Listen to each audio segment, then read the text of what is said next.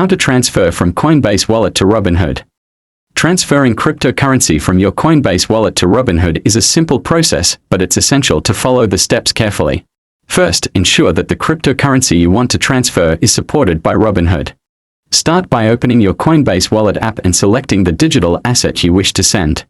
Tap on the Send option and you'll be prompted to enter a recipient address. To obtain your Robinhood wallet address, open the Robinhood app, navigate to the cryptocurrency section, and select the asset you are transferring. Tap on Receive to generate your unique wallet address. Copy this address and return to your Coinbase Wallet app, pasting it into the recipient field.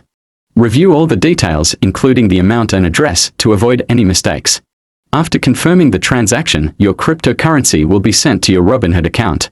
Keep in mind that transaction times and fees may vary, so be sure to check both platforms for updates on your transfer status.